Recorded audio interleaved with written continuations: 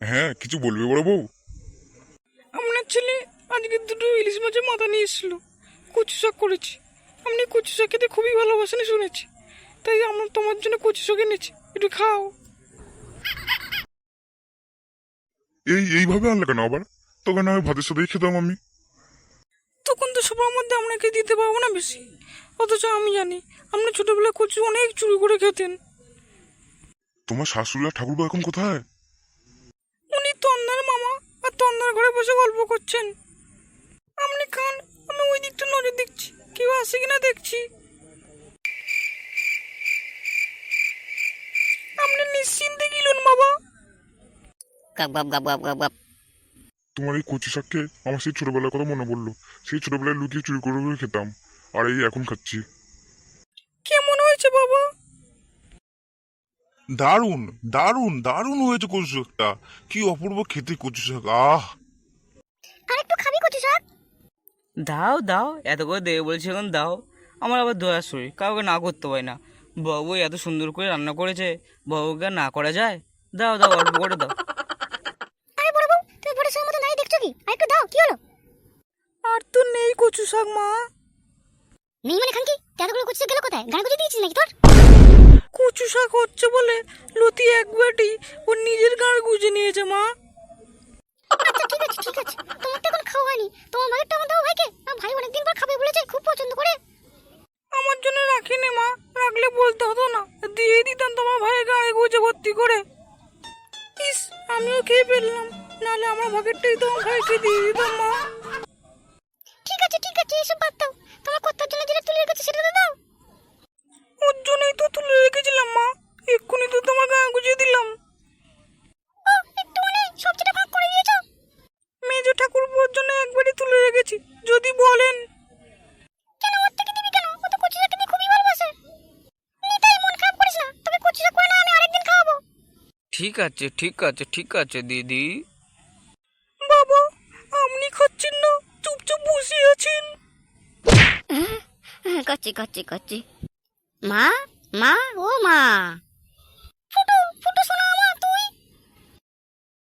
তা চিঠি পড়তে না দিয়ে তুই হঠাৎ এখানে কি গান মারতে এসেছিস? মা, শাক বাজাও, উলি দাও। বড় বৌদি, তুমি বরণডালা সাজাও।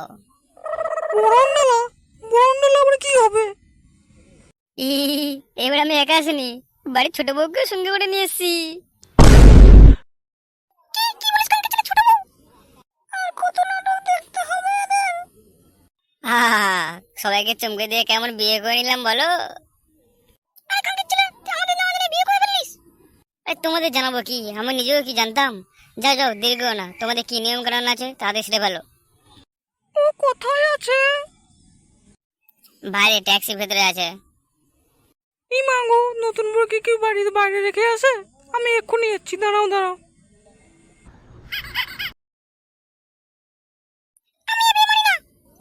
তুমি না মানলে ওর বয়েই গেল, যার বউ তার পছন্দ হলেই হলো।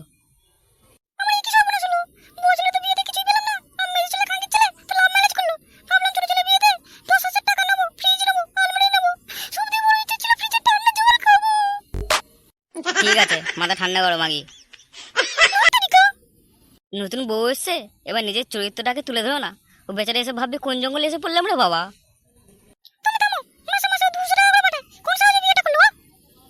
আচ্ছা বাবা বলো, আমি এখানে থাকি না, খাই না, তাও মাসে মাসে আমি 200 টাকা করে দিই। আর তোমার ছোট বউটা যদি আমার রিপ্লেস হিসেবে থাকে, তা ক্ষতি কি আছে?